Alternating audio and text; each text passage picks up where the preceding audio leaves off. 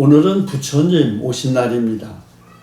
생로병사의 고통 속에 있는 인간을 깨우쳐서 탐욕과 노교와 미혹으로부터 벗어나 진리로 번뇌의 화염을 꺼서 고뇌가 사라진 열반에 들어가는 길을 제시한 지혜의 스승 붓다의 탄생일은 다만 불교 신도들만의 축일은 아니죠. 인류의 위대한 스승인 붓다의 가르침은 다른 신앙을 가진 종교인들에게도 민족과 시대를 넘어 큰 울림을 주기 때문입니다.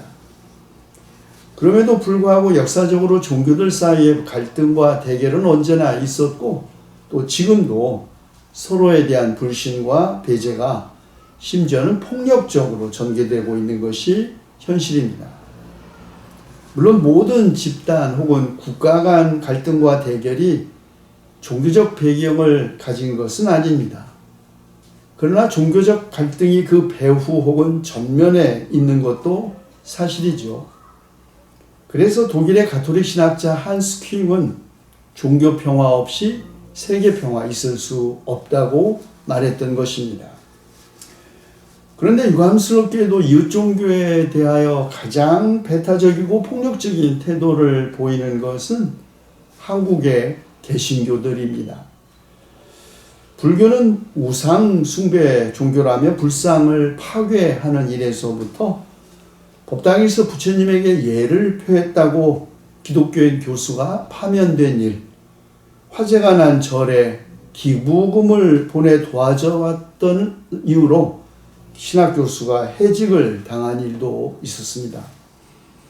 이슬람은 칼과 꾸란의 종교라면서 모든 무슬림을 잠재적 테러리스트로 보는 잘못된 시각도 그리스도인들이 주로 가지고 있습니다.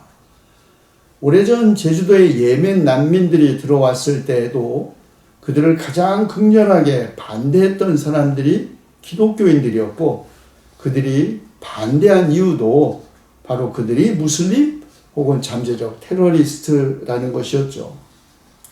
어쨌든 이웃 종교들에 대해 의혹의 시선을 보내거나 다른 종교들은 우상숭배 종교이기 때문에 구원이 없다고 주장하는 배타적이고 심지어는 매우 공격적인 태도를 보이는 것은 유감스럽게도 대부분 기독교인입니다. 기독교는 왜 이런 태도를 가지고 있고 또 이런 태도는 어디에 근거한 것일까? 과연 성경은 이 문제에 대해서 어떤 입장을 제시하는 것일까요? 기독교가 이웃 종교에 대하여 배타적인 태도를 취하는 성수적 증거는 무엇보다 십계명의 첫 번째 그리고 두 번째 계명인 우상 숭배 금지 명령입니다. 너희는 내 앞에서 다른 신들을 섬기지 못한다. 너희는 너희가 섬기려고 위로 하늘에 있는 것이나 아래로 땅에 있는 것이나 땅 아래 물속에 있는 어떤 것이든지 그 모양을 본따서 우상을 만들지 못한다. 너희는 그것들에게 절하거나 그것들을 섬기지 못한다. 우리는 이 십계명의 우상 숭배 금지 명령이 두 가지 성격을 가지고 있다는 것을 알 수 있습니다. 먼저 제의에서 제사를 드릴 때 다른 신들을 섬기지 못한다는 것입니다. 오직 하나님 한 분에게만 제사를 드려야 한다는 것이죠. 여러분 지금도 로마에 가면 만신전이 있습니다. 판테온, 10,000명의 신들이 숭배된다는 신전이 아니고 모든 신들을 다 모아놓은 신들이 있는 신전이죠. 사도 바울도 로마에 갔을 때 이 만신전을 보고 그 가운데 빈 자리에 이름을 모르는 신이라는 명패를 보고 수많은 신들을 섬기는 사람들에게 여러분이 그 이름을 모르는 신이 어쩌면 우리가 믿는 하나님일지 모른다고 그렇게 만신전을 이용하여 선교를 한 적이 있죠. 다시 말해 십계명의 첫 번째 계명은 한 제단에서 하나님과 더불어 다른 신들을 함께 섬길 수 없다는 금지 명령입니다.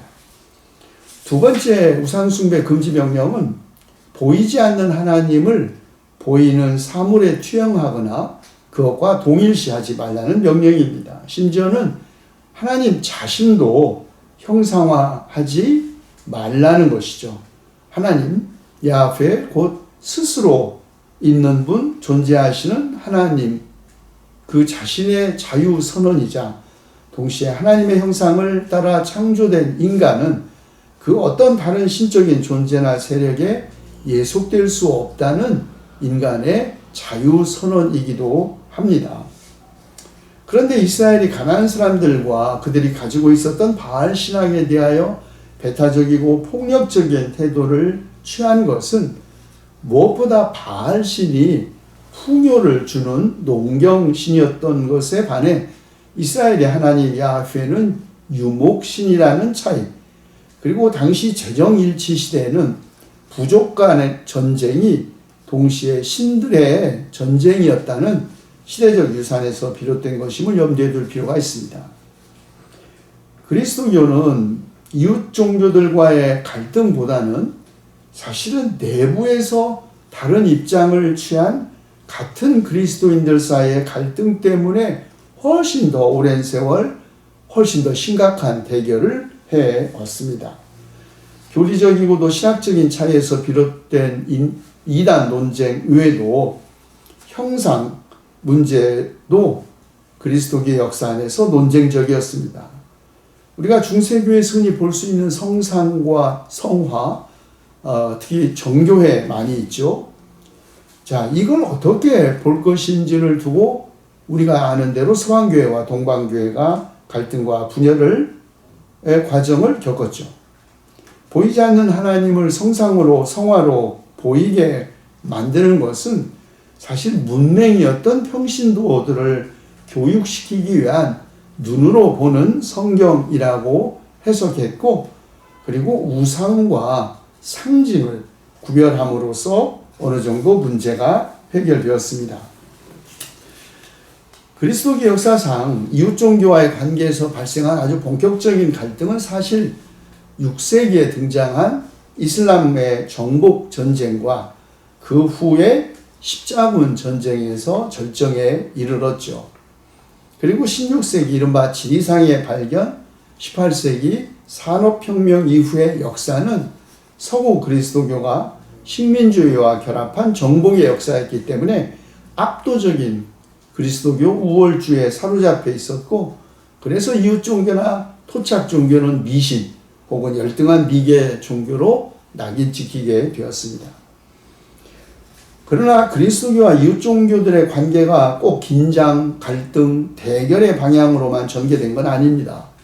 사실 그리스도교와 다른 종교들은 끊임없이 서로 영향을 주고받으면서 발전해 왔습니다.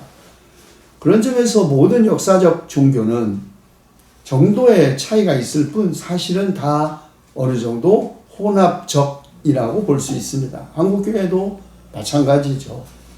유럽에서 미국을 거쳐 주로 근본주의 신앙관을 가지고 있던 미국의 선교사들을 통해 들어온 한국교회는 한국의 전통문화 그리고 오래된 종교적 전통과 만나면서 변화를 주고받을 수밖에 없었습니다. 우리가 자랑스럽게 생각하는 한국교회 새벽기도 전통도 사실은 미국교회는 없는 것이죠.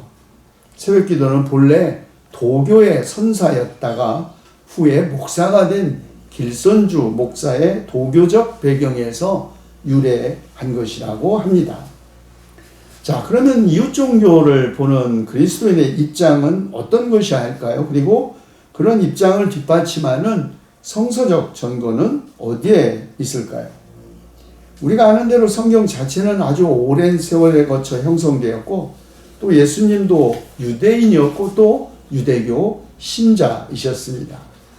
그러나 만약에 우리가 지금 무엇이 기독교적인가 라는 질문에 대한 대답을 찾을 때에는 우리는 반드시 예수 그리스도에게서 그 답을 찾는 것이 올바른 길입니다. 예수님의 삶과 가르침에서 먼저 답을 찾고 그 다음에 거기에도 없으면 우리가 2000년 동안 발전시켜온 기독교 교리와 신학 그리고 보편적 양심에서 찾는 것이 순서이겠습니다. 예수님은 내 이웃을 사랑하고 내 원수를 미워하라고 말한 것을 너희는 들었다. 그러나 나는 너희에게 말한다. 너희 원수를 사랑하고 너희를 박해하는 사람을 위하여 기도하여라. 그래야만 너희가 하늘에 계신 너희 아버지의 자녀가 될 것이다. 아버지께서는 악한 사람에게나 선한 사람에게나 똑같이 해를 떠오르게 하시고 의로운 사람에게나 불의한 사람에게나 똑같이 비를 내려주신다고 말씀하셨고, 차별 없는 희생적 사랑의 삶을 사셨고 마침내 인간을 구원하시기 위하여 십자가 죽음을 죽으셨습니다. 그러므로 어떤 이유이건 종교적 신념과 그 제의와 전통이 다르다고, 신앙 형태와 신학이 다르다고 그것이 차별과 배제, 억압과 폭력적 탄압의 이유가 될 수 없습니다.